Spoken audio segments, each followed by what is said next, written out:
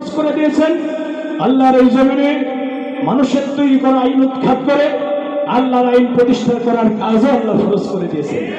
এটা যদি ফরজ ইবাদত না হতো, অন্তত পক্ষে আমরা আপনাদের কাছে এই দাওয়াত নিয়ে আসতাম না, এই রক্ত পিচ্ছিল পথে আমরা কখনো পা বাড়াতাম না। ভাইরা আমার, আমরা কোরআন হাদিস পড়ে বুঝেছি, আনুষ্ঠানিক ইবাদত বন্দেগী করে শুধুমাত্র কেবলমাত্র একমাত্র আনুষ্ঠানিক ইবাদত বন্দেগী করে আল্লাহর জান্নাত পাওয়া যাবে না। আল্লাহর জান্নাতে যেতে হলে নামাজ, রোজা, হজ, যাকাত, দাড়ি, টুপি, জুব্বা, সকাল সন্ধ্যা জিকির, এই সমস্ত আনুষ্ঠানিক ইবাদত বন্দেগীর পাশাপাশি আল্লাহর জমিনে আল্লাহর দ্বীন কায়েমের জন্য জানমালের কোরবানি করে চেষ্টা করা লাগবে। এই চেষ্টা ছাড়া জান্নাতে যাওয়ার যদি সুযোগ থাকতো, কাবার রবের কসম, এই রক্ত পিচ্ছিল পথে আমরা কখনো পা বাড়াতাম না।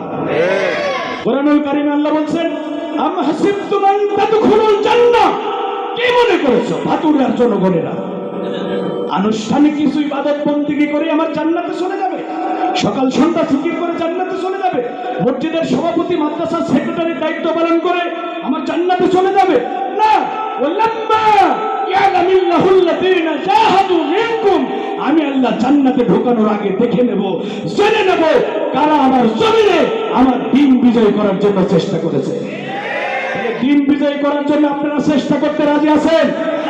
চেষ্টা করবেন কতক্ষণ? জীবন থাকবে যতক্ষণ।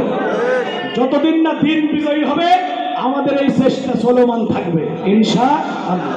ইনশাআল্লাহ। এই চেষ্টা করা ফরজ না নফল? আরো যারা বলেন ফরজ না নফল?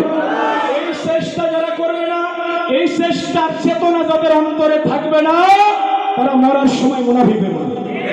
মুসলিম শরীফের হাদিস, মান মাতা ওয়া লাম ইয়াগজু ওয়া লাম ইউহাদ্দিস বিহি নাফসুহু মাতা আলা শুবাতিন মিনান নিফাক, যে ব্যক্তি মরে গেল অথচ আল্লাহর জমিনে আল্লাহ দ্বীন বিজয় করার জন্য জিহাদ করলো, জিহাদের চেতনাও তার অন্তরে জাগ্রত হয় না, নবীজি তার পবিত্র জবান নিঃসৃত হাদিসে বলেছেন তার মরণ হবে মুনাফিকের মরণ। আমার ভাইরা, আপনারা কি মুনাফিক হয়ে মরতে চান? আপনারা কি তাগুতের গোলামি করে বাঁচতে চান? না, বরং আমরা তাগুতের প্রাসাদ ভেঙে ইসলামী খেলাফত প্রতিষ্ঠার মাধ্যমে মহান রবের সন্তুষ্টি অর্জন করে আমরা আল্লাহর কাছে হাজিরা দিতে চাই। আল্লাহ পাক রব্বুল আমিন আমিন তো দ্বীন কায়েমের এই আন্দোলনের কাফেলায় আমাদেরকে কবুল করুন। আল্লাহ পাক রব্বুল আমিন বাংলাদেশ জামাত ইসলামীর এই আন্দোলনকে কবুল করুন।